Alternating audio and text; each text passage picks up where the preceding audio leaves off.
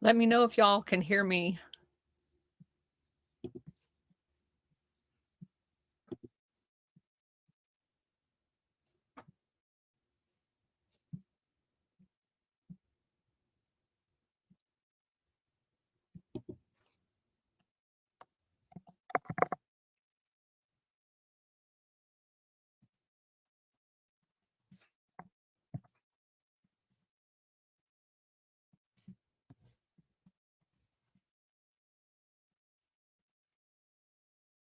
Okay, I'm going to start talking. Hopefully, I switched it over to live from um, StreamYard, and y'all will be able to hear me here real quick. Are y'all able to hear me now?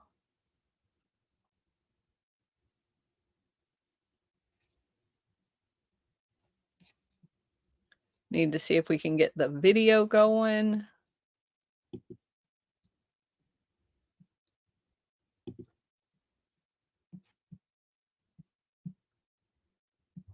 Yay! Got the video going.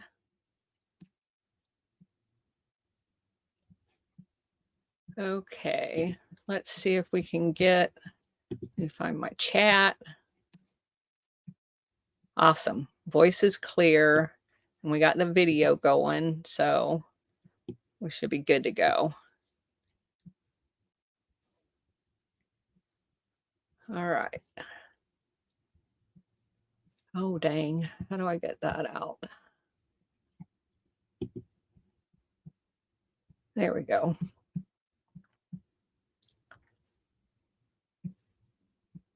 Okay. Mine froze. Oh, no. All right. So we're going to start here in just a few minutes. We've got a couple of minutes.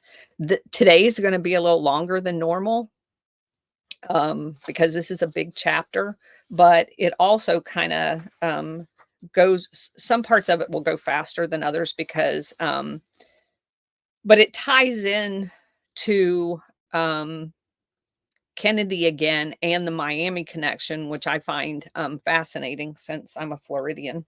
Um, and I want to cover that, but there's a couple of people that get duplicated as far as books and other chapters that we've read. A couple that I want to go into a little bit of detail on, only because we will find number one, they play a part in what's happening today, but number two, they're repeated in many of the books that I've read. So um, let's go ahead and get started. This We're on chapter 8, CIA, NATO, and the Great Heroin Coup: How Miami Found Itself at the Center of International Fascism and the Kennedys' Murder. So the first subsection is Operation Underworld and the Office of Naval Intelligence. Now, remember, in last episode, I'd forgot this even came up in this one, but we talked about the ONI, Office of Naval Intelligence, and they're holding hands with Lucky Luciano of the New York mafia, and how he was part of a prostitution ring. He was a part of a lot of stuff, but what they convicted him of was prostitution. And he was sentenced to 30 to 50 years in prison. And this was uh, prior to World War II. But because the ONI had worked with him before in the during World War I in the harbor of New York, because they were afraid of what was going to happen along the coast, they were very familiar with him. So they go to him through a cutout in prison and basically ask if he would work with them in setting up the invasion by the Allies into Italy through Sicily. In exchange, they're going to deport him back to Italy. So he's involved, his mafia is involved because Sicily becomes a port for the heroin. They set up refineries there. They're manufacturing from the raw goods coming out of the Golden Triangle in Vietnam. And so he's an intricate player in this whole web of the financing part of the stay behind units in Operation Gladio. So it says that he was assigned by the US to act as a Praetorian guard within the stay behind armies. Meyer Lansky, head of the Jewish mob, became the liaison between Luciano, the ONI, and Operation Underworld was created.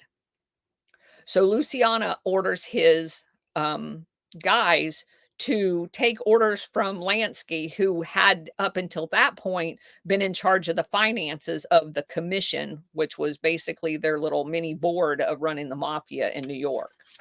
Um, so the governor of New York ends up pardoning him in 1946, which is just after the war. And he's deported to Italy, where he then sets up shop and coordinates with the OSS, which we know is the precursor to CIA, and at that time was being ran by Allen Dulles. So this is a quote. Instructed by Luciano's own experience of collaboration with American intelligence services, Lucky Luciano used to recommend to his honorable correspondents scattered from Beirut to Tangier, via Ankara and Marseille, to operate as he had done. It was in this way that the drug dealers' couriers served as informants to MI5, actually really MI6, because MI6 is the counterpart to the CIA, and to the French SDECE, which is the French's version of the CIA, and to the West German Gehlen organization, which became the BND, because we know Gehlen, the former Nazi, becomes Adenauer's new chief of intel. So he basically is running the German CIA. And then the Italian version of that is called SIFAR, SIFAR. So this is how the whole intel agencies in Western Germany all began holding hands, creating the stay behind units, administering them, the whole shipping of drugs to pay for them, shipping of weapons, both legitimate and black market. So Meyer Lansky, together with Lucky Luciana, created the National Crime Syndicate, simply known as the Syndicate. Yes, and that is where I got part of my name. So Lansky was the syndicate's financial wizard and chairman after 1947 because Lucky Luciana's back in Italy. He began building his Cuban empire headquartered in Havana, and we've talked about this too. Lansky basically governed Cuba via his stooge, quote unquote, president, Batista.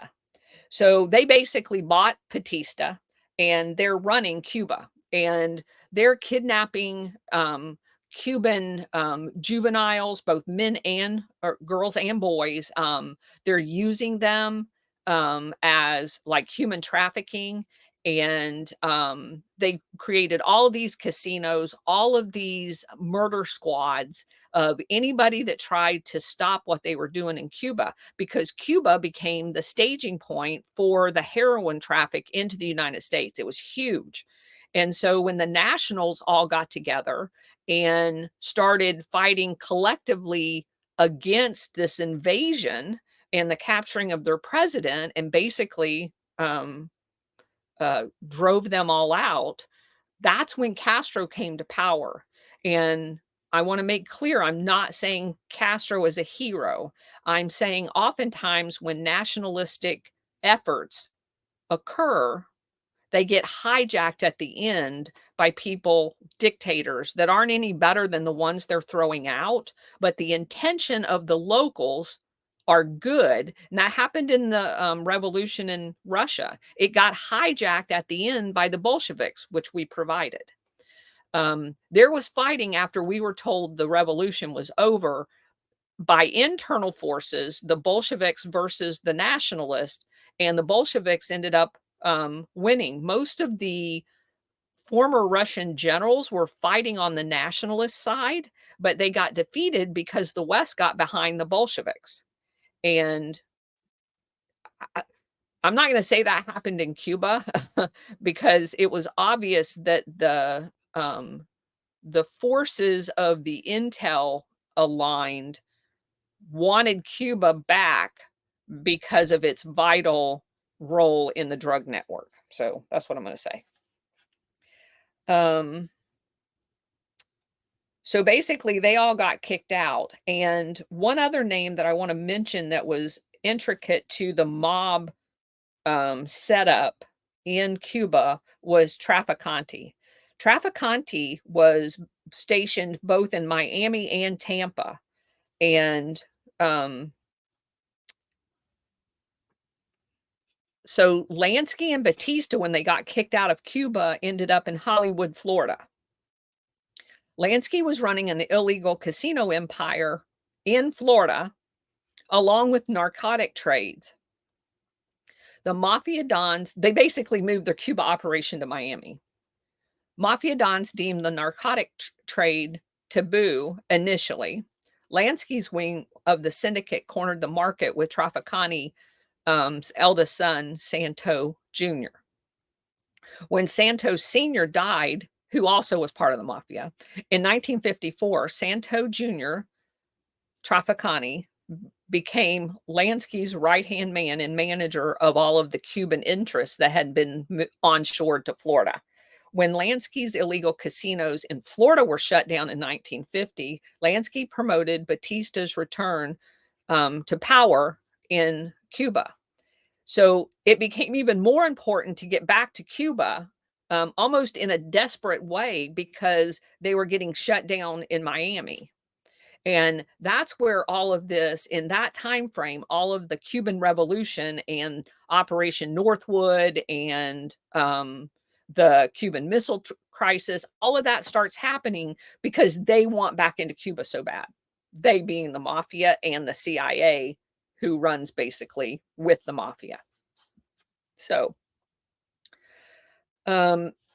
we get down to Lansky created a similar gambling paradise in Nassau, Bahamas, while they were waiting for the Cuba situation to play out. The greater part of the incredible bonanza from the U.S. narcotic deals was laundered via Lansky's Miami National Bank to Nassau and to numbered accounts in Switzerland and Lebanon. Lansky would eventually become the world's crown narcotics king. Lansky's connections through Las Vegas, Rome, Marseille, Beirut, and Geneva. So again, you've got this huge network. In 1980, Alan Pringle, head of the DEA's Miami office, this is critical, guys, told Associated Press reporter the Miami banks constituted the Wall Street of drug dealers. It was Hendrik Kruger who first exposed this in a 1980 book called The Great Heroin Coup, Drugs, Intelligence, and International Fascism, where Miami was revealed to be the new center for international fascism as a consequence of the Great Heroin Coup. So I also mentioned to you that there was kind of a rivalry between the French Corsican mafia in Marseille, who had been the original final chemical processing of heroin from the rough heroin to a more refined heroin. And it was our helping Sicily set up their labs to do basically the same thing and kind of move the control out of the French mafia, which they had less control over, into the Sicilian mafia, which they had much more because of Lucky Luciano's control over. So the Corsican mafia, with Turkey and Lebanon as So initially, it's the Corsican mafia with Turkey and Lebanon as raw producers. And that's important because we talked about how big the stay behind unit and program in Turkey became. And it's because they're a producer of the poppy slash heroin. So they were replaced as the main producers and dealers in the high grade heroin by the Sicilian mafia, which is what I just said. Um, but it goes on. Nixon's war on drugs did shut down certain producers and channels of heroin, but it was ultimately designed to open up new producers and new channels under a tighter American control. And that, people, is why we have the DEA. The DEA was never designed to actually get rid of drugs, it was designed to move them under the control of this fascist intel loop. And somewhere in here, I'll run across it, but the DEA guy is quoted as saying every single time he busted somebody in an international drug smuggling ring, they turned out to be CIA. If they weren't actually on the CIA's payroll, that he was told he couldn't do anything with them because of national security. So, international in the book, The Great Heroin Coup that I just mentioned, he's quoted as saying, international fascism is the outgrowth of many years of planning in Madrid by a late Nazi Otto Skorzeny, these names, who in the 50s had worked for the CIA. Prior to that was an SS agent. He also worked with the OAS terrorists from France, who are the ones that murdered JFK, hatchet men from Portugal, which is the Agenter Press stay behind units, dreaded secret police PIDE, which is in Portugal, part of the stay behind units, terrorists from Spain, which are their stay behind units, Argentina and Italian fascists, which ran their stay behind units, Cuban exiles, French gangsters, and other hardened people involved in terror campaigns. And then he names a bunch of the CIA operations. And then Guatemala, who we know was overthrown by the CIA, Brazil, which we know was overthrown by the CIA, and Argentina, which we know was overthrown by the CIA, all in Gladio operations. So basically, and then he goes on to actually mention Agenter Press and the Yves Guerin Serrat, the guy that we've talked about in multiple chapters, being the lead Portugal terrorist under the stay behind units, Gladio. And he also mentions Italian New Order, which we came across 2 books ago, which also is part of the stay behind units. And then he names a whole bunch more, but we get the gist. This whole thing is an integral web of stay behind Gladio units, the drug trade, weapons trade, and he's just trying to make that point. But I want to talk about the Otto Skorzeny guy for just a second. And I'm going to try to do something because I want to show you what I do when I go through these books, which is why it takes me quite a while to do them, but it also makes them much more important to y'all. So I'm going to share my screen here. I'm going to try. I want to do entire screen. Share. And then I'm going to bring up, I'm going to look real quick to make sure y'all can see me with this on my, hold on.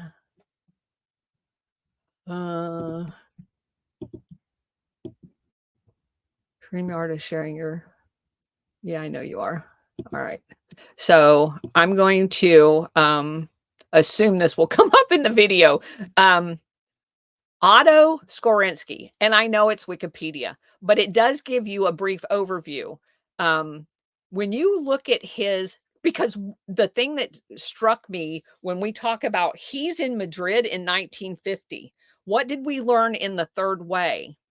In 1950, in Madrid, the plan was written called the Madrid Circular, and it forecasts everything that has happened since the 1950s.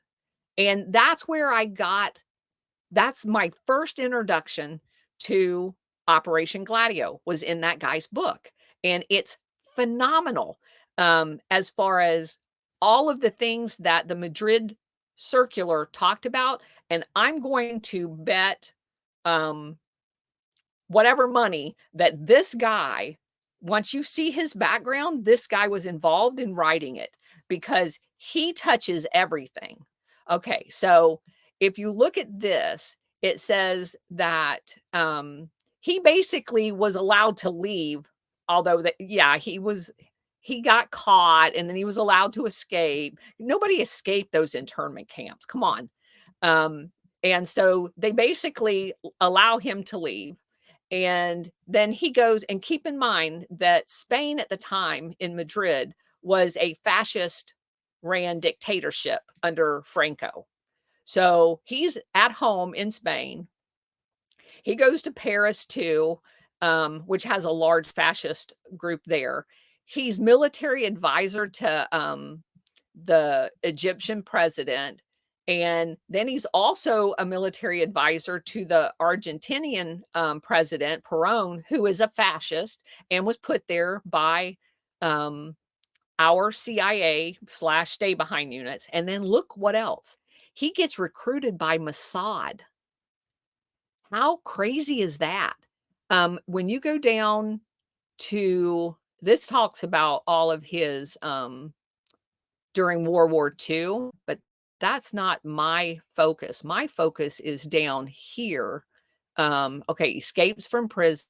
Then he becomes the military advisor in now this is post World War II, right? So you look here, he has contact with Galen, who we know was working with OSS, and he also has contact with the guy who stays out of Nuremberg that was in charge of the Hitler Youth Program because they use a lot of Hitler Youth Program in Galen's organization once he becomes the chief of intel for West Germany under the first chancellor in supposedly the denazified Germany.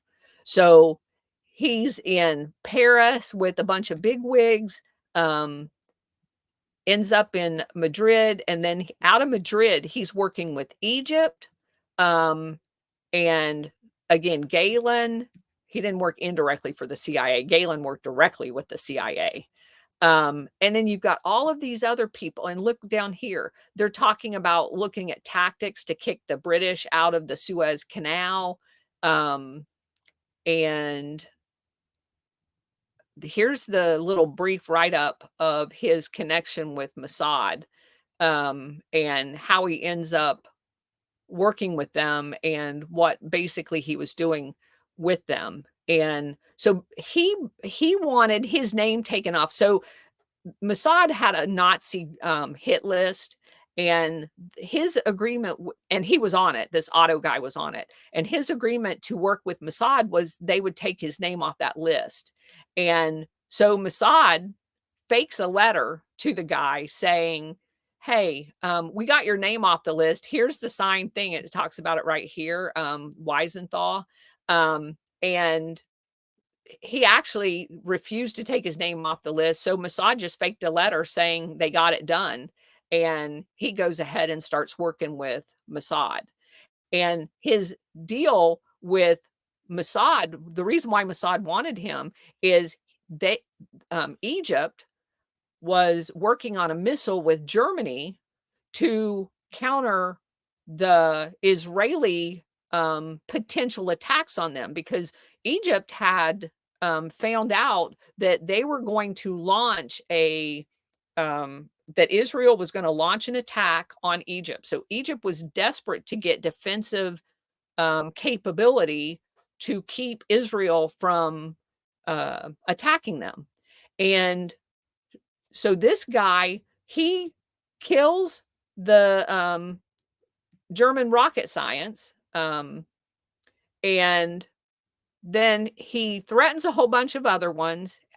There's a letter bomb that kills some of the people that were working in the factory in Egypt. And so basically, he scares the shit out of everybody and stops that capability. And what happens? Almost immediately after this, Israel does exactly what Egypt was saying they were going to do, and they attack them. And I think that was in 1967. So this this guy was in the thick of things.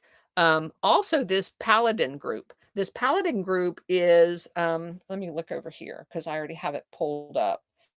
The Paladin group was another organization that is 100% fascist.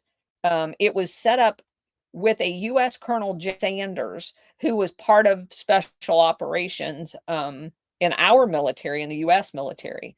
It talks about several of the events and it working with Portugal, who was ran by a dictator, and that's where Agenter Press is, and working with Spain, and basically had set up, and I like these terms, set up a Nazi jihad, working with and training Arab fighters to including Yasser Arafat.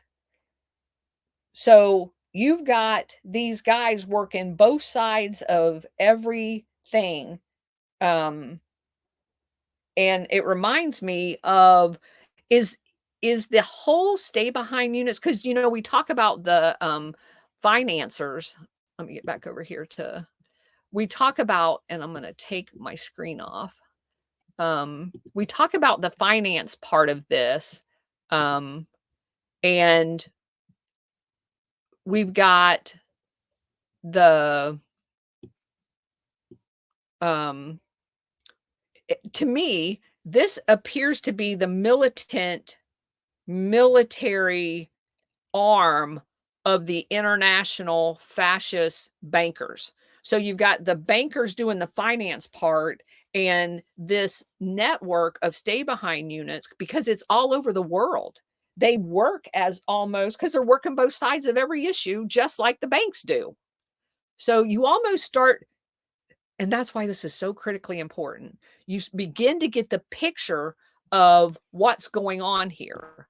The more we find out, the more we read, we find out how complementary. Thank you, Bridget, for posting that link. We find out how complementary all of this stuff is in pushing us all towards the New World Order.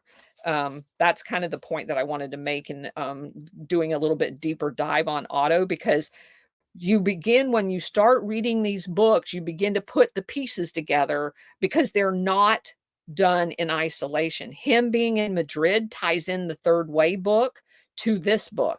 And I'm going to do that for us so that we can understand we are not wasting our time in deep diving into some of these people, because they play multiple roles and they tie otherwise. Because if we had not looked up Otto, you may not have gotten that Mossad piece. And I want everybody to understand that all this, every single intel organization is part of this whole Gladio network. It is not just the CIA, although a lot of these books will focus on them. It absolutely is not. Okay, so now we've got the Paladin group in there. We understand they're fascist, and they basically are like Blackwater. That's a great way of saying it. They put assassins on targets. So the Paladin group and Otto becomes an all-purpose clearinghouse for the CIA's hugely lucrative narcotics racket, including international terrorism. And it shows a merger in Miami of a whole bunch of different nodes of the operation. Miami's CIA station was called JM/Wave, JM Wave.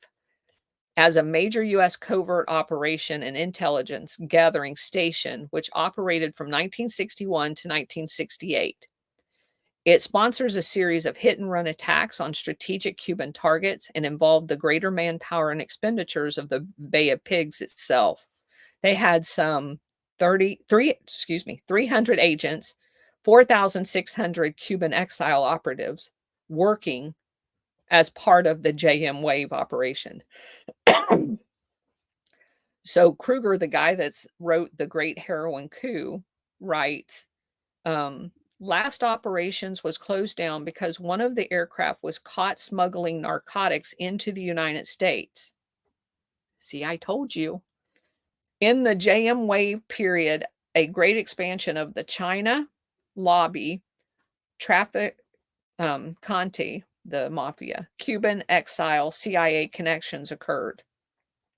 With the start of its secret war, the new station became the agency's largest and the command post for all anti Castro operations worldwide. Its annual budget was $50 to $100 million, financed by the activities of which financed the activities of the 300 permanent employees, most of were case officers who controlled an additional several thousand Cuban exiles.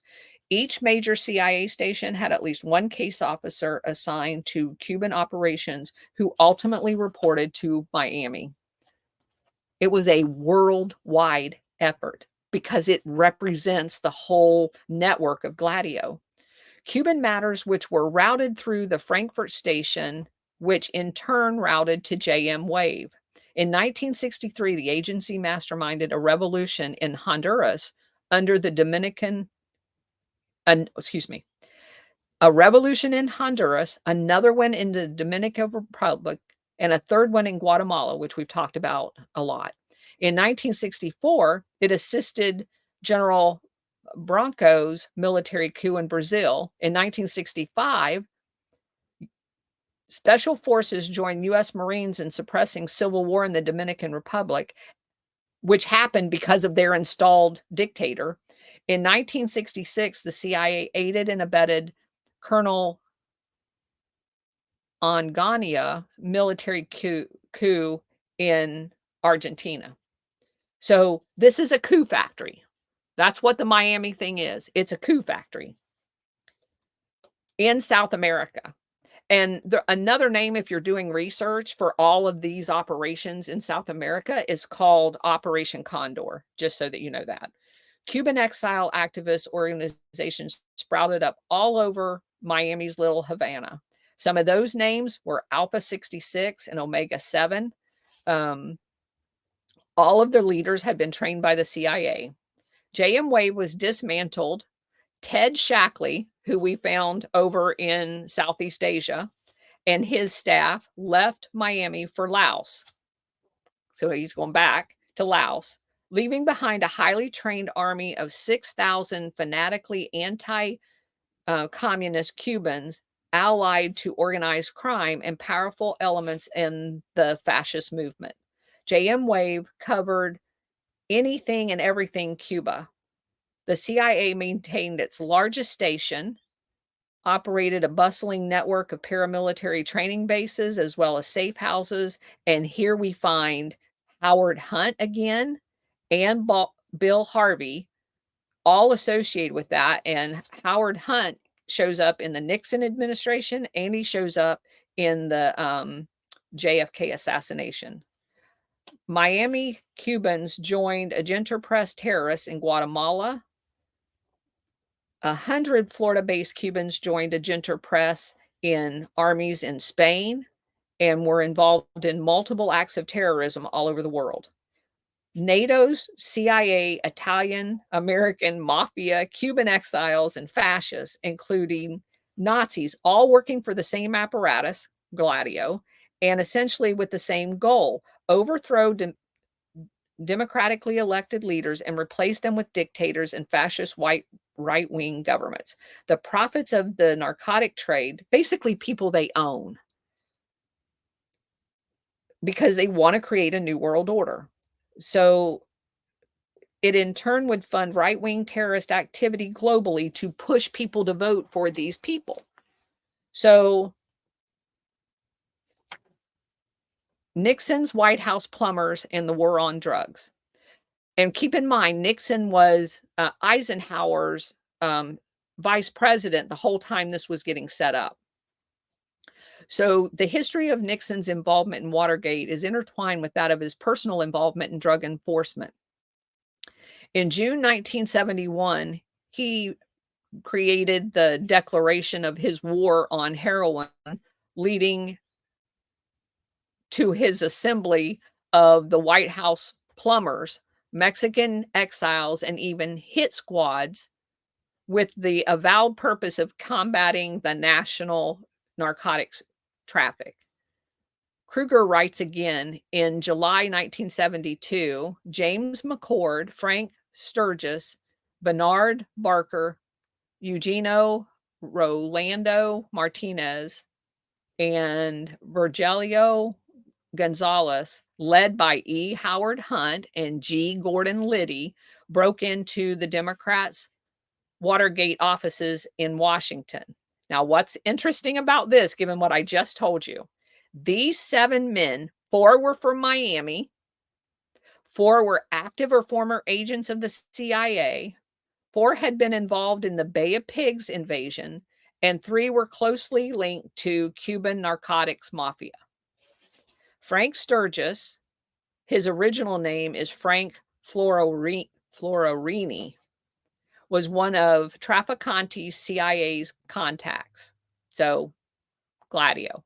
Sturgis ran the Miami-based International Anti-Communist Brigade. It was financed by Meyer Linsky's drug syndicate, mafia syndicate. E. Howard Hunt's credentials go back as far as World War II, stationed in China while working for the OSS. OSS was backing Chiang, which was the nationalists who they eventually abandoned for the communists, who were supposedly fighting against the fascist Japanese while fighting a civil war with the Chinese communists, which again they allow to come to power because they stopped financing Chiang on purpose. It became the center of Chinese opium cultivation and the hotbed of military operations, including Claire Chennault's 14th Air Force Detachment 202 from the OSS, because they were using basically the Air Force and the Flying Tigers to fly the drugs out of that area, out of China, Burma, actually. This is where Hunt met Lucien Coenen, captain of the French Legionnaire that turned OSS agent. So Kruger writes, E. Howard Hunt was clearly the China, Cuba, Latin America lobby man, and is suggested by the fact that William F. Buckley, Hunt's close personal friend for over 20 years and godfather to his children, was one of the top U.S. supporters. The same lobby groups are Lucien Coenen and the State Department's former intel chief, Ray S. Klein, who continues to be a frequent guest at the Taiwan stronghold. You see how all of this ties into what we're going through today? Every bit of it touches stuff that's going on today. It just blows my mind. And it's all right here in front of us. So the China, Cuba, Latin America lobby is not in reference to their communist leaders, but rather their fascist leaders, Chiang, Batista, and the Latin American fascist dictators. Indochina remained Coenen's, let me spell his name, Coneein's base of operation after World War II, when, like Hunt, he slid over from the OSS to the CIA. He then operated in South and North Vietnam, Cambodia, and Burma, and became the top U.S. expert on that area, because at that time they were shipping the opium to France to be refined in the Corsican mafia labs, which will switch to Sicily, much to the chagrin of France. Because basically, what they do in a nutshell, and I'm going to cut a little bit of this out, but basically, what they do is the war on drugs shuts down the competition, it doesn't shut down the drugs. So a number of recent revelations link those in the Agenter, which is Agenter Press, to the assassination of President Kennedy. At least 3 Cuban prominents in the case was revealed during the House Select Committee on Assassinations and were part of the 1963 Cuban exile coup. Lee Harvey Oswald's activities in New Orleans brought him into contact with anti-Castro groups financially backed by the coup and to Americans with links to future Agenter Press community and the OAS. On October 23rd, November 1963, John Rene Santra, an OAS terrorist and future Agenter operative, was, according to recently declassified CIA documents, expelled from the US. And we talked about this in last chapter. He wasn't expelled. He was part of the assassination, and they picked his ass up and drove him to the border and said, "Have a nice day." Well, ask yourself, why? How did they even know who he was? Why was he picked up? Because they put him there. And then they provided him an escort out of the country. So this goes on to talk about the convergence of the CIA training camps, DEA intelligence operation, and the creation of a DEA special operations group called DEASOG, DEASOG, and how the emergence of the DEA was the next to the last phase of the heroin coup. Hunt and Cohen, CIA agents, moved into the DEA, intelligence and operations. So the DEA was set up to basically further manage the heroin trade. In 1952, President Arbenz of Guatemala, and we talked about this one too in a couple of chapters ago, pushed through a sweeping land reform bill that aimed at redistributing 70% of the country's farmland back to the people and out of the hands of the 2% landowners. Amongst the 2% was the United Fruit Company, which had multiple ties to Washington, D.C. and the CIA, including Walter Bedell Smith, former director of the CIA, who was on the board after the coup. Henry Cabot Lodge, family fortune on the Cabot side, and Allen and John Foster Dulles, law firm Sullivan and Cromwell, who represented these guys. On behalf of the United Fruit, the CIA orchestrated a coup, and E. Howard Hunt was the agency's chief political action officer to overthrow Guatemala's duly elected president, Arbenz, Arbenz. Kruger writes, some people effectively overlap the entire spectrum of these alliances. Among them are E. Howard Hunt, Tommy Corcoran, the guy behind the United Front dirty work.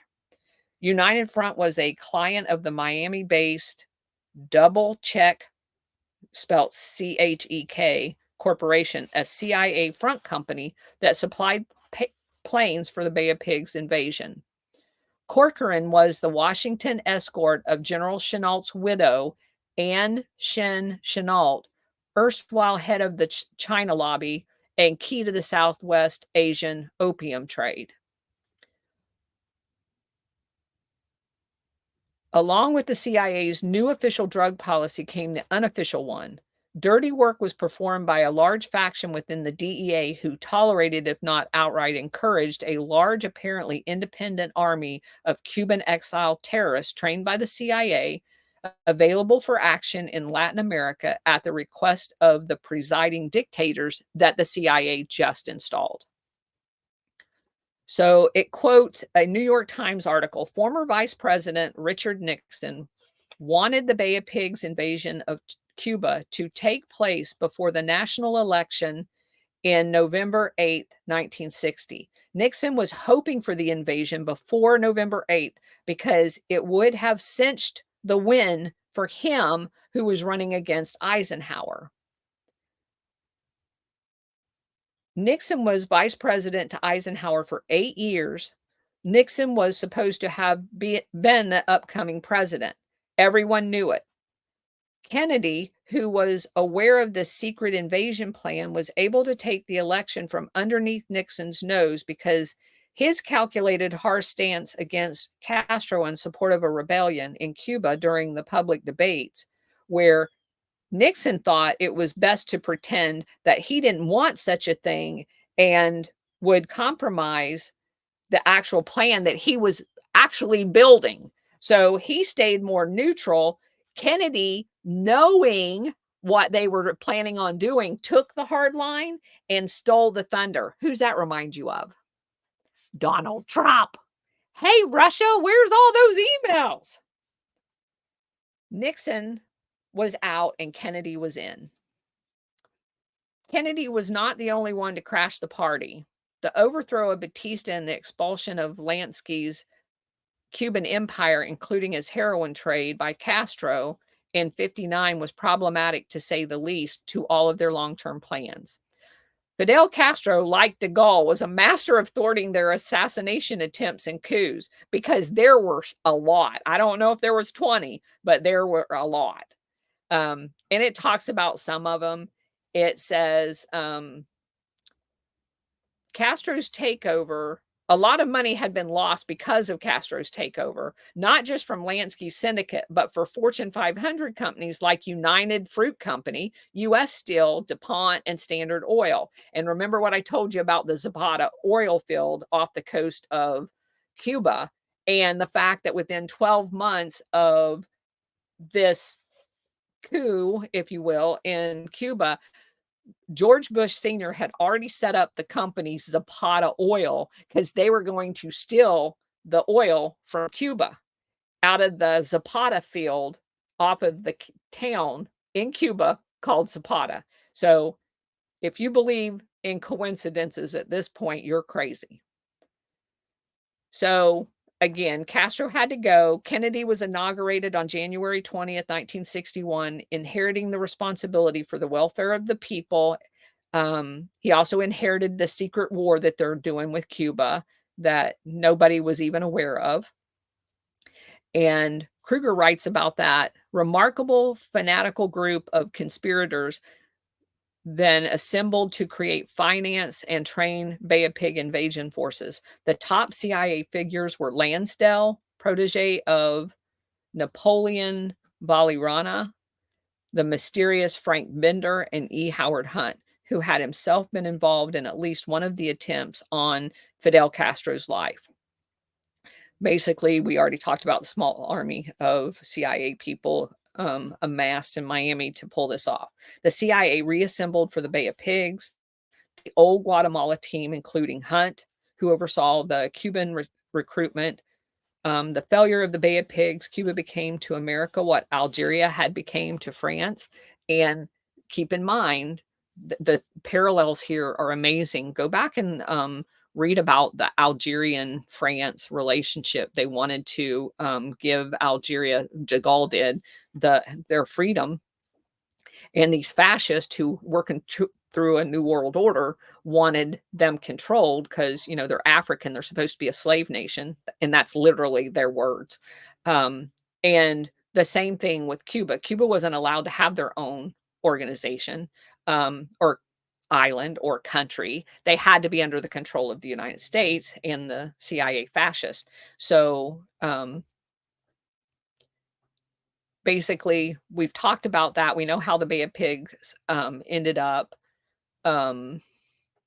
We also talked about the one of the kookier plans would come from, not surprising, Lee Edward Lansdale, who was the chief of the Saigon military mission and protege of General Lemetsker, who we talked about.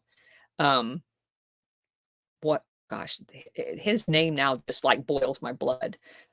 They were going to send a submarine to Havana and have all these great lights, and because Havana was primarily a Catholic country, and pretend like Jesus was coming back. It was called the elimination by illumination, and I mean that they're desperate at this point.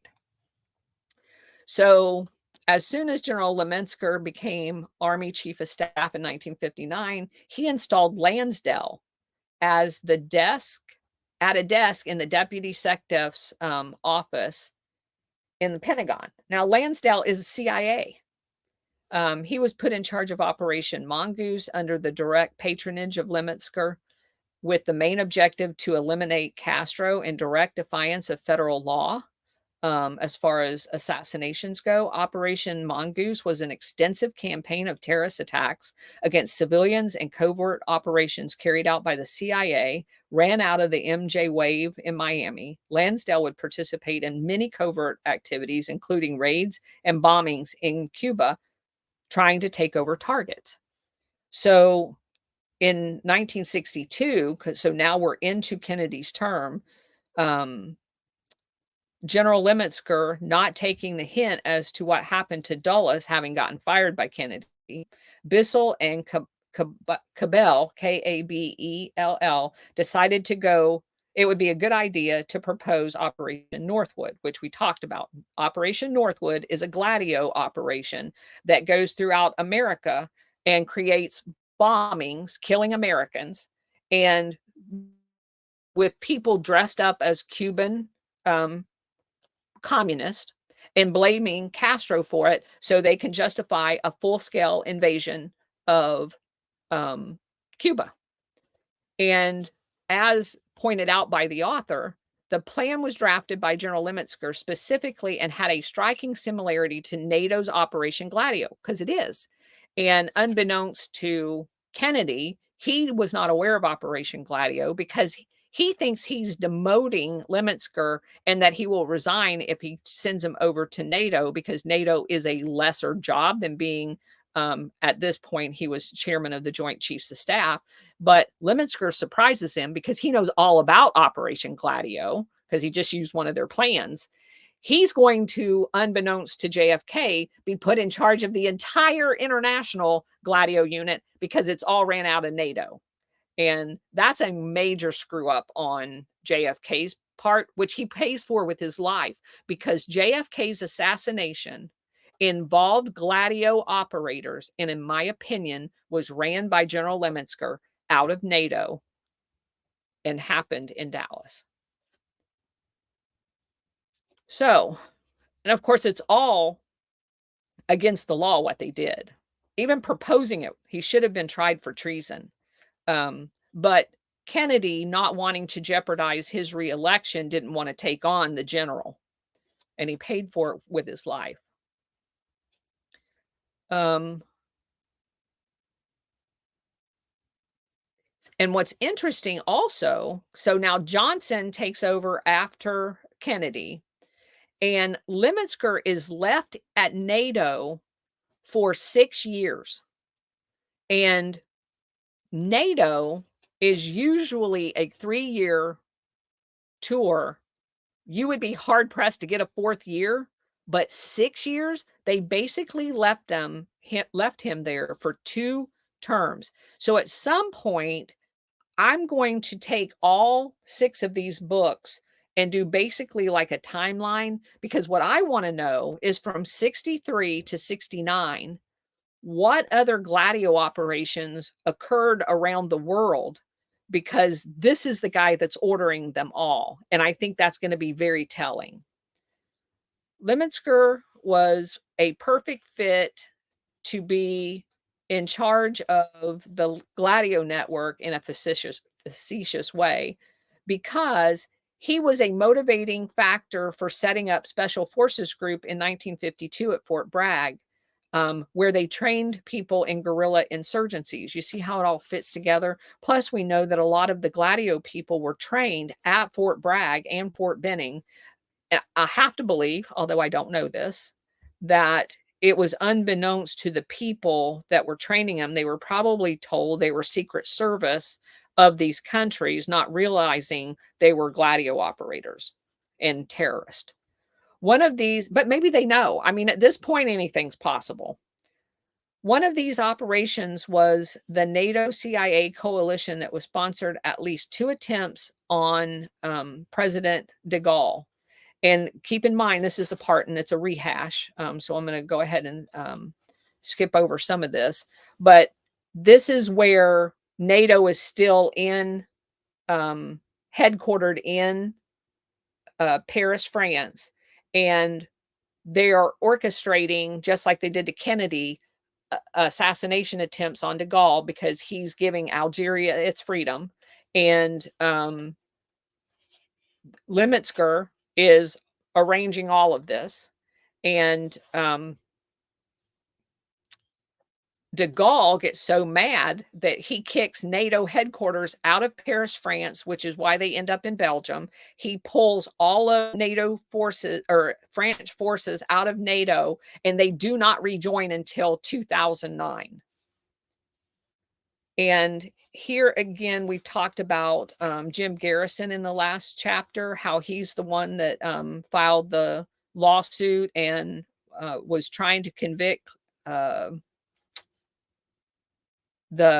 investigate initially the JFK assassination and how he was the only one that did it. He was the former chief of the Chicago FBI office, deputy superintendent of police in New Orleans, and okay, hold on. I'm getting them screwed up. Jim Garrison is the DA in New Orleans. He was there from 1962 to 1973. He's the only prosecutor that looked into the assassination of President Kennedy. Then you have a guy by the name of Guy Bannister. He's the guy that was the former FBI guy in Chicago.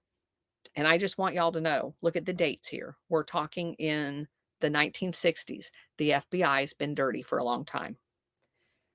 Former chief of the Chicago FBI office and deputy superintendent of the police in New Orleans, which is dirty.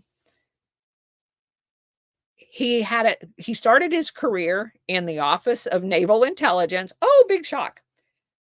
So he opens a small detective agency in New Orleans and is conveniently located across the street from O&I and the Secret Service.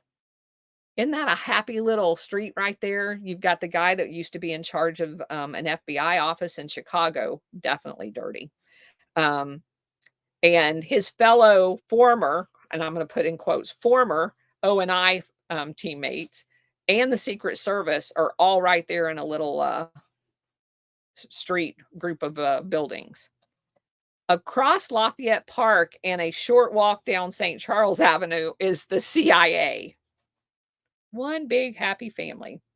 So Garrison writes in his book after the trial and his investigation into the JFK murder, Bannister's operation, meaning the former FBI guy, also included the processing and handling of anti-Castro trainees passing through the city. Exiles were recruits from the West arriving for guerrilla training at a camp north of Lake Pontchartrain. Others were sent on to Florida for similar training being conducted by the CIA there, down in Miami. A handful of the graduates of the Florida training program would stop at Bannister's road stop, as well as a headquarters for lodging and eating arrangements on their way back home from Dallas. And I don't know if y'all have read any of this, and I'm not sure it's covered in here. But the way they found that out is a woman who had made the trip from Miami on the way to Dallas got kicked out and dropped off on the street on the highway. And she came and ratted them all out and actually identified some of the people that had taken her, I guess, for the joyride. I don't know if she was a prostitute or what, but she basically ratted them out that they there was a group, and this was on purpose because keep in mind what they tried to do with the initial story behind the assassination is it was Cuba that was doing it because of the supposed attacks and they blamed on JFK what all the CIA shit was doing, and then they used that as an excuse to shoot JFK, and they probably dropped this woman off with the instructions to, hey, go rat us out so that we've got documented Cubans on the way to Dallas when they are not, in fact, who shot JFK at all. Um, so some of the evidence that they found were arms and explosives. And David Ferrie, Ferrie, who was former OSS, worked for Guy Bannister, and Clay Shaw, who is the guy that was put on trial eventually by Garrison, he was also former OSS. Ferrie was one of the leaders of the local Cuban Revolutionary Front. Garrison discovers during his investigation that Bannister was engaged in the training and equipping of commando units for paramilitary action in Cuba, clearly tying the FBI and the CIA activities of Bannister and Ferrie. In addition, Jack Ruby had a special relationship with the Dallas police office of the Dallas office of the FBI. In 1959, Ruby met at least 9 times with one of the Dallas bureau agents. 59, not 63, 59. At the same time, he also purchased a microphone equipped wristwatch, a bug tie clip, a telephone bug, and a bugged attache case. These facts suggest that Jack Ruby was probably a regular informant for the local bureau office. Jack Ruby's name became infamous throughout the world when he shot Lee Harvey Oswald in the basement of the Dallas police headquarters. Dallas police mysteriously lose the record of Lee Harvey Oswald's interrogation. Garrison continues, reviewing the testimony of Lieutenant Colonel Allison Folsom Jr., who was reading aloud from Oswald's training record. He described a grade that Oswald had received in a Russian examination in El Toro Marine Base in California shortly before his highly publicized defection to the Soviet Union in 1966. Wait a minute. His defection to the Soviet Union. In 1966, I was still in the military service, by now a major, and I could not recall a single soldier ever having been required to demonstrate how much Russian he had learned. Lee Harvey Oswald in 1959 at least had received intelligence training. I knew, as did anyone with a military background, that Marine intelligence activity was guided by the Office of Naval Intelligence. And so you see how all of that ties together. So for those who don't know, there's a guy by the name of Morin Child. I'm going to spell it because I'm butcher these names. Mohrenschildt. Moen Child. He is Russian, and he basically adopts Lee Harvey Oswald. And if you think that you're in the military, you have some stink of intel on you, and you defect to Russia, and then somehow you miraculously get back into the United States without getting arrested and charged with treason, and you happen to be within a stone's throw of a president, you're crazy. That just doesn't happen. So we're supposed to believe that he defected because what they're doing with Lee Harvey Oswald is they're getting the communist stink on him. They sent him to New Orleans to get him the Castro stink on him. And then this same group of people get him the job in the book depository. So he's a patsy. He's being set up as part of Operation Gladio. That's the bottom line to the whole thing. So in 1963, Oswald had been spotted participating in several leafletting incidences. The Warren Commission had concluded from this and other evidence that he was a dedicated communist. You see, they just move him around, get the stink on him, and then they can paint it however they want. But there's no way if he defected to Russia, he would be considered a traitor, that he would be allowed, number one, to get back into the United States, and number two, to roam around at will without being monitored. And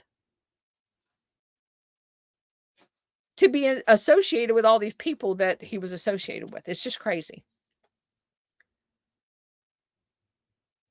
And then we have the whole issue of he had the facsimile, let's see, explanation never made sense with me. Oswald had stamped the 544 camp address on his public handouts. And Garrison discovers that both the entrance to 544 Camp Street and 531 Lafayette, which was Bannister's detective agency, led to the same offices. So you have basically proof that Bannister, the former FBI guy, is arranging all of this shit. So Garrison also discovers this George D. Morzenchild was the babysitter of Oswald. Babysitter meaning minder. During World War II, D. Morgenchild had worked for the French intelligence, and among his close friends was John D. Menil, the president of Schlumberger Corporation, which had close ties to the CIA. It basically was a CIA front company. So again, painting the pictures, this Morgenchild guy was Oswald's handler. And Oswald, when he was in New Orleans, wife was staying with these people. They're Russian. So the Schlumberger Corporation was a huge French-owned company which serviced oil producers worldwide by using explosives and geological measuring devices. It had been a supporter of the OAS. And remember, the OAS is the organization that de Gaulle puts out of business. Those snipers are the ones that were in Dallas, one of which got the escort to the border. It all fits. Which attempted to, and OAS is the ones that attempted to kill de Gaulle several times. So we've got munitions, we've got assassinations, and Garrison has basically tied all of these together and discovered all of this. He says David Ferrari and others from Guy Bannister's operations repossessed the munitions from the Schlumberger bunker, which the CIA earlier had given to the assassination-minded OAS. It would certainly have helped our case against Shaw to have been able to link him definitively to the CIA, which at the time he wasn't able to do. What happened later on, and I don't have all of the details of this, I didn't have time to look it up, but there was a trial down in Miami against a newspaper in DC for slander, basically. That is the first time E. Howard Hunt and those guys were linked to the CIA and to the JFK assassination. And that link finally did get made. So the author goes on and says that George Mowenchild was probably given no indication of what was down the road. At least Garrison doesn't think so. But I doubt that these people all knew what was going on. He had been operating under deep cover as a CIA asset. He was convinced, he's the one that convinced Oswald to move to Dallas after he was dispatched to New Orleans to basically get the anti-Castro stink on him, courtesy of Guy Bannister. Oswald is then introduced to Ruth Paine via D. Orenchild. Paine is the person who arranged for Oswald to work at the book depository, and George had supposedly committed suicide on March 29th, 1977, only hours after arranging to meet an investigator from the House Select Committee on Assassinations, where he said he was going to change his original testimony. And the reason why they knew that is because they being the CIA slash FBI, had his phones bugged inside the United States. E. Howard Hunt, made infamous as one of Nixon's Watergate's plumbers, caught in the Watergate scandal, served 33 months in prison, but he wasn't quite the bumbling fool he was portrayed to be. His, let's see, although he did most certainly ruin his life and the life of his family, his daughters blaming him for the death of their mother, and his two sons became drug addicts and drug dealers. That's so sad. Hunt was supposedly thinking he was on his deathbed, had named his son Saint John, and that he knew secrets to Kennedy's murder that he was going to reveal. He would live 4 more years and once again turn his back on his son, criticizing him for a life that amounted to nothing, and demanded all of the JFK memos that he had given him, saying he wanted them back. Saint, who was concerned that the secrets would be buried along with his father, attempted to get as much out of him before he died as possible. And some of the information was published in a Rolling Stone magazine. Among the names mentioned by E. Howard Hunt on the Kennedy murder was Bill Harvey.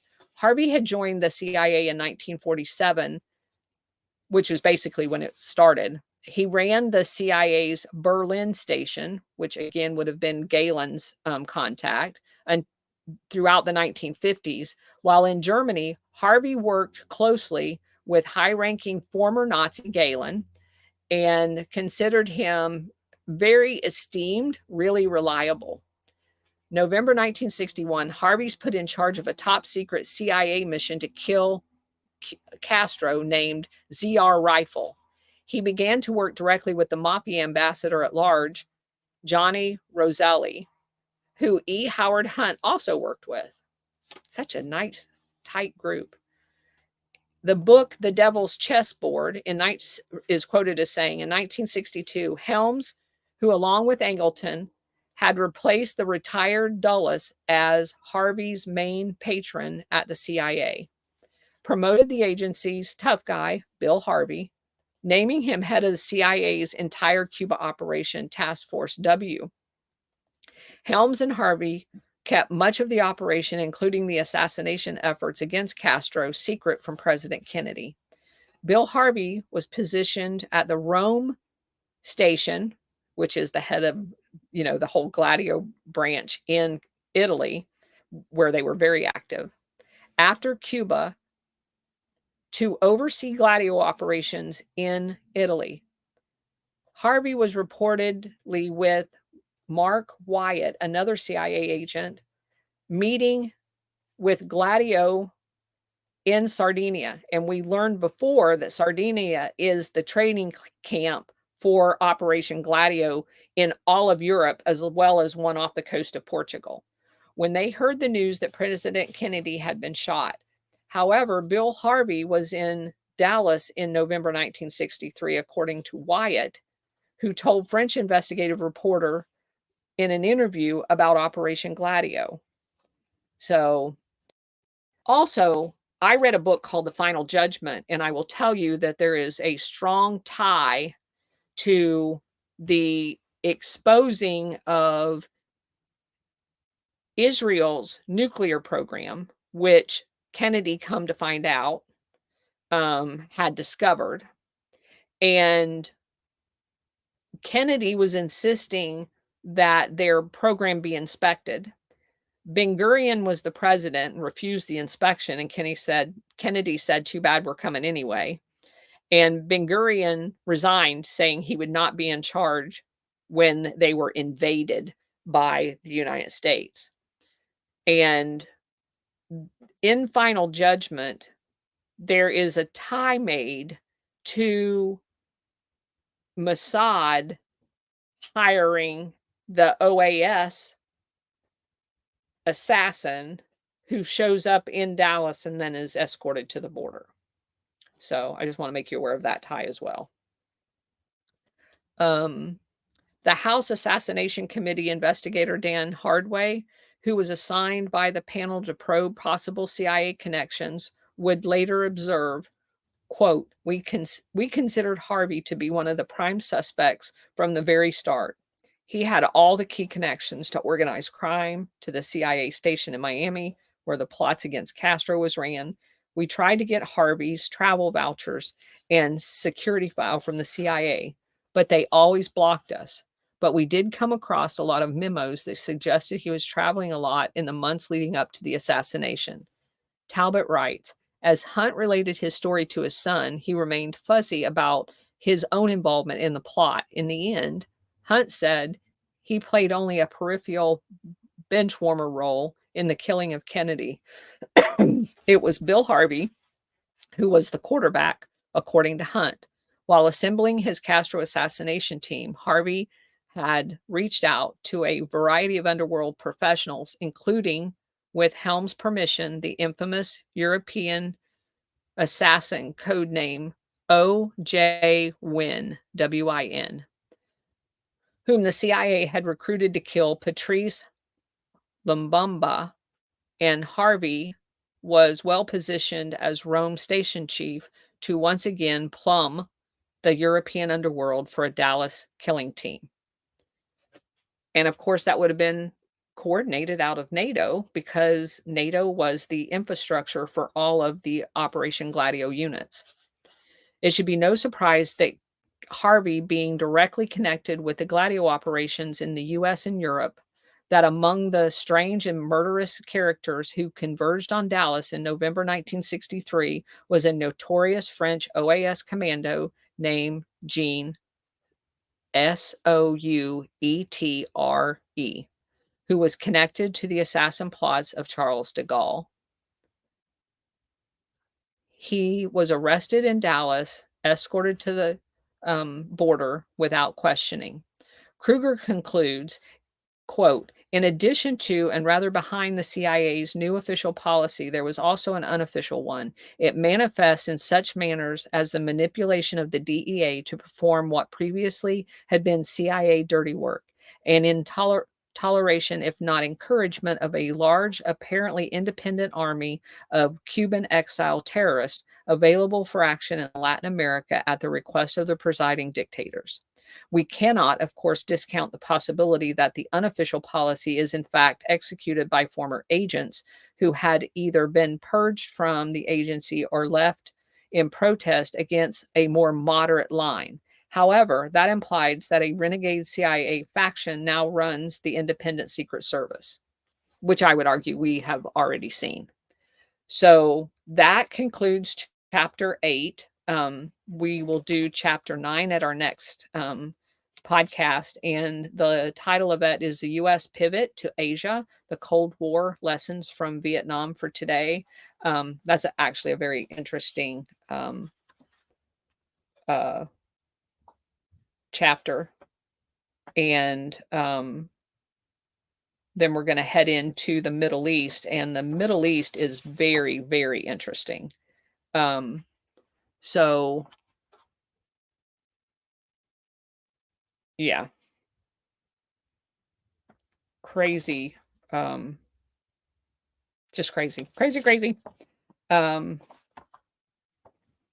so let me go through here and see if we have any questions. And thank you so much, Bridget and Jet, for posting all of the links. I really appreciate it. You guys are just shit hot today. Thank you so much for putting that all out there. Um, LBJ has Zelensky ties. Judith Very Baker worked with Lee Harvey Oswald in New Orleans. She's the only living witness left who was involved with trying to kill Castro. Oh, that's interesting. Yeah, I definitely will look into that. Um, Slumberjay. So that Slumberjay is how you pronounce the Russian guy's name? Okay. I can remember that. Slumberjay. Garrison either didn't dig deep enough or he didn't publish all that he had found. So I don't know that he published everything he found. Garrison was fought the entire time he was in the final judgment. When you read all of the harassment, they tried to kill him. Um, he went through so much to unearth all of the stuff that he did. I mean, that guy is a patriot. Um, he was blocked at every step of the way. He went to Dallas. They wouldn't give him stuff. They threw stuff away. They burned files. Um, every time that he went to either the FBI in the local area of New Orleans, oh, it's national security. The CIA, oh, it's national security. He did the best he could with what he had to work with. I mean, it's dumbfounding how tenacious that guy was in what he did. Mike Piper, yeah, the author of Final Judgment. Yes, exactly. And if y'all haven't read that book, that is one of the books I want to get around to reviewing. Um, it really opened my eyes. And the fact that it was banned, um, they tried to get that completely eradicated because of the information that's in it, which kind of harkens back to some of the stuff that we've been talking about more recently. Good presentation. Thank you, American Gorilla. Please like and subscribe. Yes, please do that. Give us a thumbs up and share this video. Uh, Make sure that we get followed. And I just got to tell you, I love Julie. She's not allowed. Not allowed. She's not here today because she had a conflicting appointment. But she was sending me DMs yesterday. Oh, we're almost over 400. Oh my gosh, we went over 400. So thanks to all of her publicity, I can't say enough about her. She's such an awesome wingman to have on this ride, because she really does kind of go behind and keep republicizing stuff. And I can't thank her enough in getting more people exposed to this, because y'all see on my Truth Social, there will be people, and it's happening on Twitter now too. There will be people that randomly come in going, oh my gosh, I just seen your podcast. So we're definitely getting attention. We're definitely spreading the word. So anything that we can do to get this with more looks. Great. Let's see. East Med Pipeline. If only Gaza wasn't there. So I looked at that East Med Pipeline. Connie and Christy. Actually, every document that I could find on that, for those of you who don't know, one of the reasons that people are speculating that Gaza and Israel is at it again is because there's a proposed parallel canal that Israel has been, I mean, in theory, working on for several decades, to provide an alternative waterway to the Mediterranean. So the Suez Canal allows basically one large boat through at a time. And they're making like $9 billion a year off of the traffic of the Suez Canal. And there's all the dynamics politically involved in that, most of them all negative to Israel. So Israel proposed, and at some point, they even considered 500-ton nuclear blast because of the mountainous rock that they have to blast through as a method of blasting through, which makes you kind of wonder, is that why Israel was looking into nuclear? Anyway, so they're proposing an alternative canal that would go up through Israel um, into the Mediterranean. So it every map I've seen of where it's proposed to go is north of Gaza. None of them actually ever proposed that it go through Gaza. So I obviously it would be cheaper if it went through Gaza because it'd take off a few miles of it, but I don't see any of it actually ever having been proposed for that.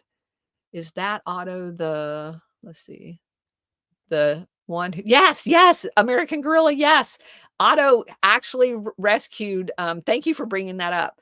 So he's the guy that rescued Mussolini and brought him to Hitler. You're absolutely right. Good catch. Thank you. I did look that up, on the yeah, perfect. So, yeah, Otto's not a good guy. Um, Julie's awesome. Yes, yes, yes.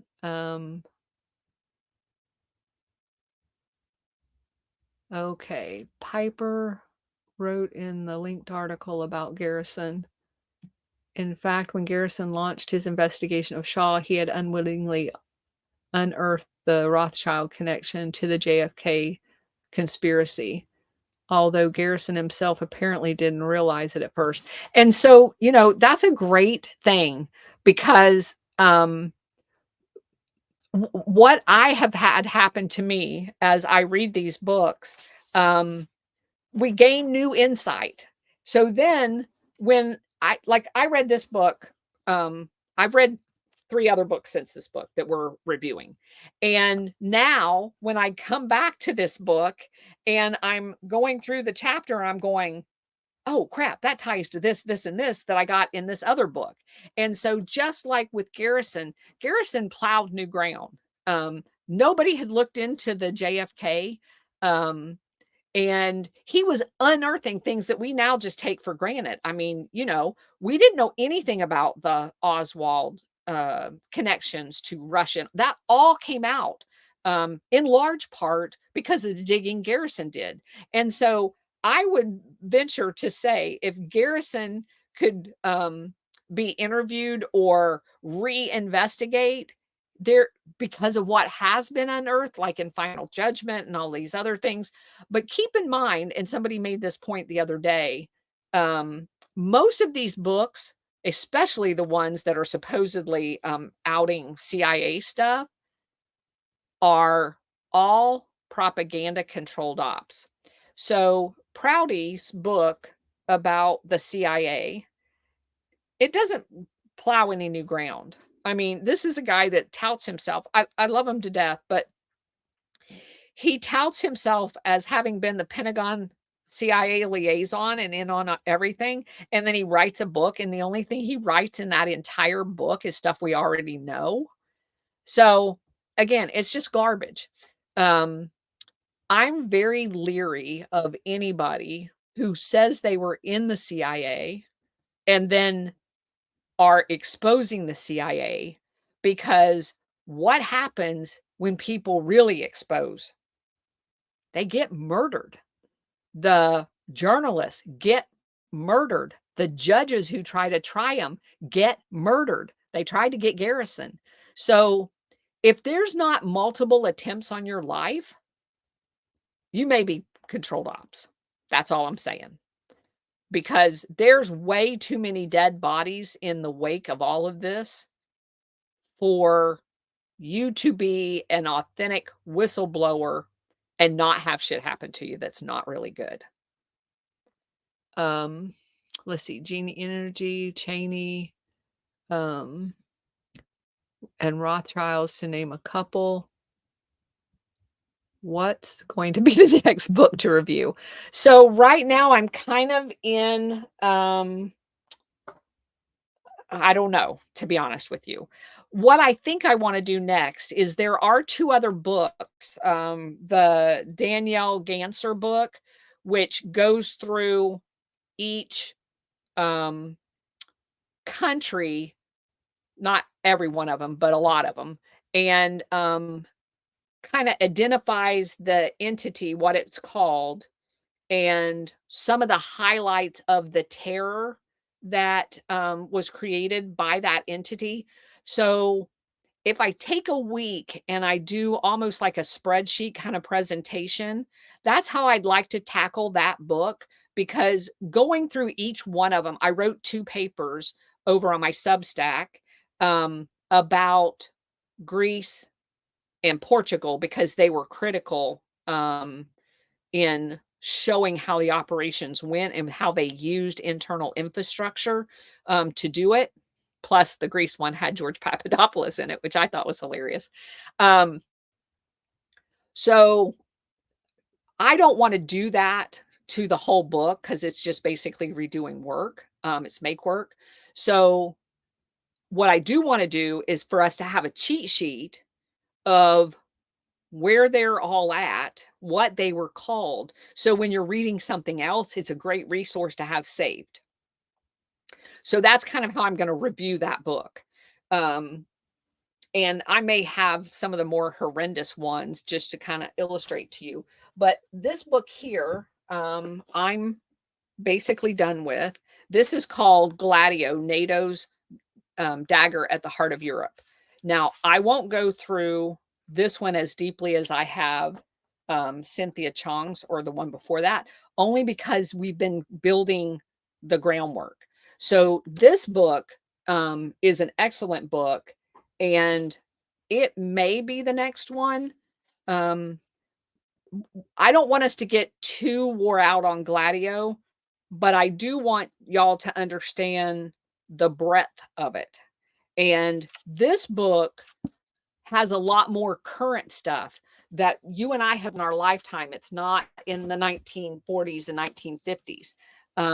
This book talks about for those of you who don't know, um, in Spain, there were 3 rail cars blown up, like 100 people killed. It was a Gladio operation. You might remember there was in Britain an underground their subways called the Tube, and there were 3 trains that all blew up simultaneously and a bus outside of one of them. Gladio. Um, so there are all kinds of operations that we will recognize, and I want to capture those and not the basic details that we know already. So we won't go chapter by chapter there because some of the stuff is repetitive at this point, but I do want to go through and hit some of the highlights in a little bit more depth and show you planning wise who was involved in it and um, how they did it. Because what you immediately start connecting is you start looking at things that's happened in the United States, like 9/11. And I'm just going to share this with y'all. We all know 9/11 didn't happen the way they said it happened, right? I'm beginning to believe that the whole reason the CIA is protecting the Saudis is because the Saudis had nothing to do with it. So think about this. You remember everything is about deception. So if I want to project blame, I'm going to plant evidence like the ID from the hijacker that survived the airplane when steel buildings didn't. I mean, come on. Um, I'm going to have patsies go to these training schools. I'm going to distribute them around. And then on the day this happens, I'm going to send an airplane around and I'm going to pick up all these Saudis um, and ship them out. Now, what did I just do? I have no evidence at all that any of those people had anything to do with 9/11. But I just planted in your head the idea that they had everything to do with 9/11. And if from then on I block every ounce of evidence about Saudi Arabia, and I pretend that I'm protecting Saudi Arabia because of this oil. We don't need their oil. Come on. That's all a lie. They're not an ally. They've never been an ally. There are military people sitting at intersections that were executed. They've never been an ally. I'm sick of this word ally. Allies don't blow up your boats like the USS Liberty. They don't send spies into the United States. They're not allies, okay? Stop that shit. So Saudi Arabia is not an ally. Maybe they are now since Trump's been here. They were never an ally before that.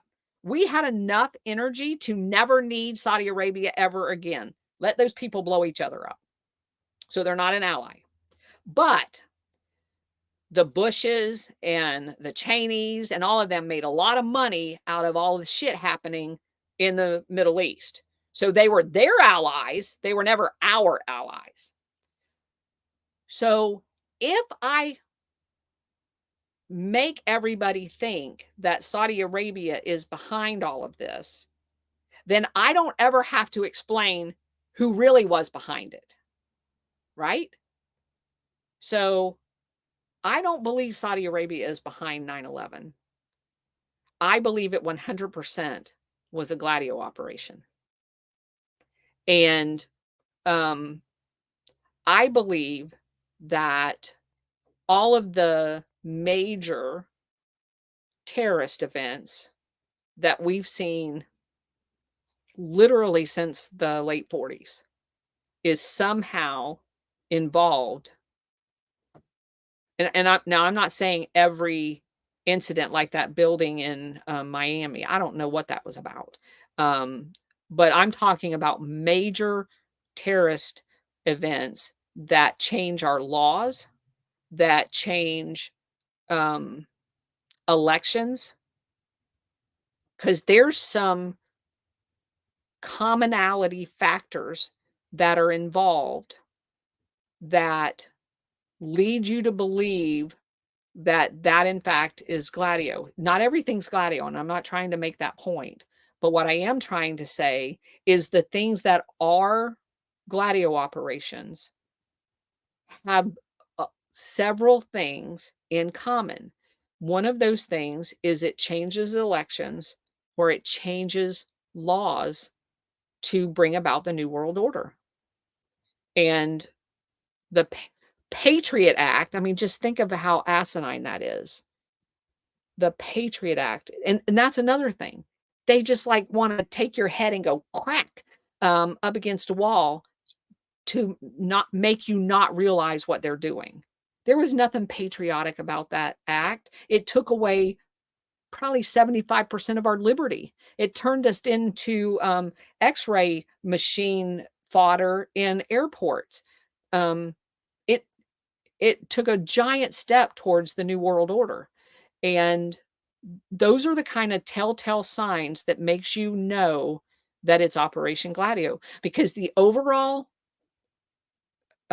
objective of Operation Gladio is to create fascist dictatorships, to gather up the things that Cynthia Chung did a great job, the Pan America, the Pan um, Europe, the Pan British Empire, the Pan Asia sectors to forge into um, the New World Order.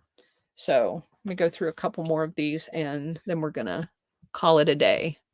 Um,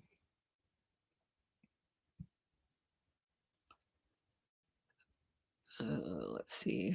Basin, West Texas, Cheney Oil, Saudi Arabia. Yeah. Well, and so that's a good point. Y'all know that the Saudi Arabia would, because of the work that they were in bed with the Bushes, right? We know that. We can say that. Um, who else had a closer tie to the Bushes.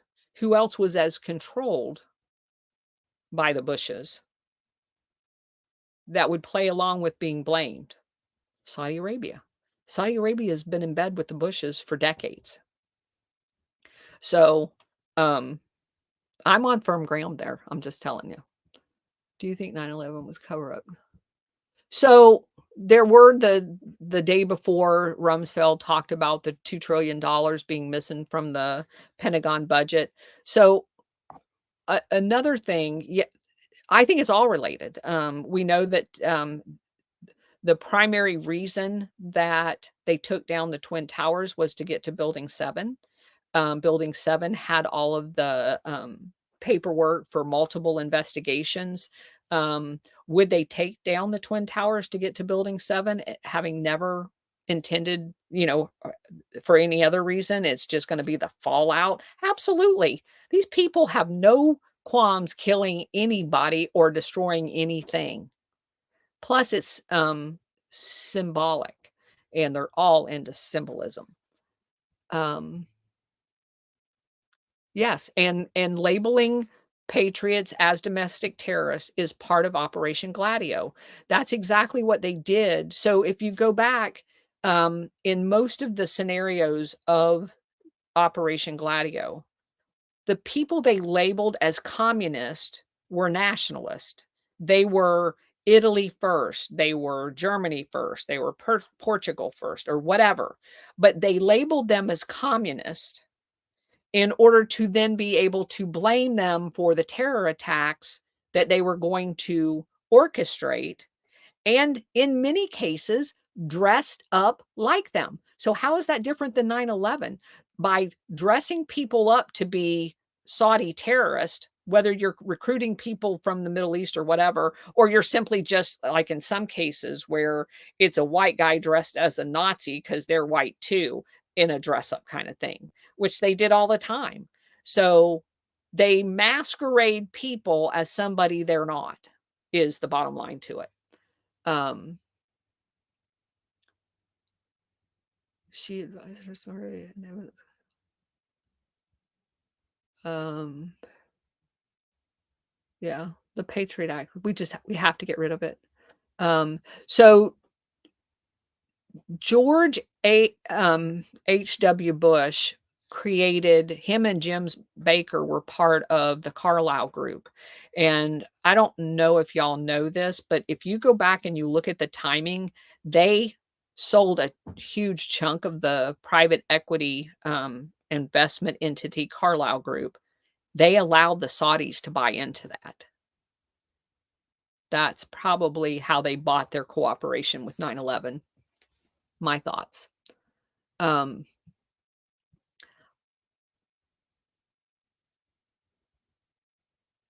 Yeah, Christy, that's crazy. What was the name of the hotel that you worked at?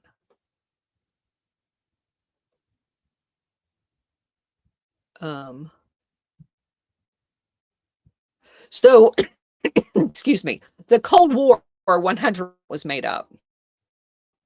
It was to create the narrative for the fascist takeover of Europe. That's the bottom line. Um, the terminology originated in Germany. We proved that in Connie Chung's book. Um, it was used by Churchill, who also is a closet fascist. And again, just like with us, there's not a shred of evidence that Saudi Arabia is behind 9/11, but they create this narrative. So they created the Cold War narrative. And just like what we've seen here, when you have to plant Nazi flags on a Korean guy who's driving an empty van and runs into a gate to the White House in order for you to create your white nationalist um, domestic terrorist scheme. If every time you're calling somebody a white nationalist and none of them are white, you may be telling a lie. So that's the same thing with the Cold War. Every event that they concocted to say communists were coming out of the woodwork, The people were communist. They were actually their own terrorist. They created, they trained, they funded the Stay-Behind units, Gladio. So if every time you pull up out of a rabbit hole a communist and the guy ain't a communist, we ain't got a communist problem. And the same thing here. Every time the newspapers tells you we've got a white nationalist, but what happens over time? Their stories never get retracted. They never get corrected. So 50 years from now, somebody's going to look back and say, shit, the US had a white nationalist problem. No, we didn't. It was all made up. Go to prison records and look at the prison inmates. They label them as white so they don't have to tell you they're Hispanics, so they don't have to tell you they're illegal. Ann Coulter wrote a book, who I don't like, by the way, but she wrote a book about, and what's her name? Michelle Malkin wrote a book about the illegal overwhelming problem in our prison system and the way they went about finding how many illegal aliens were in, which gave us a much better number, not better as in making our argument, just more accurate, was how many requested translators. And it was astronomically different because they enter them into the prison system as white when they're not white. Well, now think about that.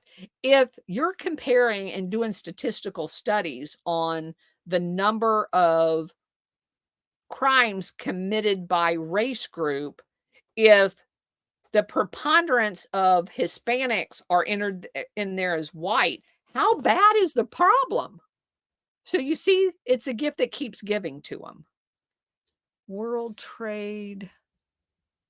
Oh, Center Marriott. Oh my gosh. I did not know that was, that's interesting because I stayed at that one. As a matter of fact, that is the one that I used to stay at. I switched to, now I guess that makes sense now. The last several times I went up there, I stayed at the one in Times Square. Because when I was on active duty, I only stayed at Marriott's. I had their rewards program and one of the perks of the business. And I love Marriott. Okay. Yes.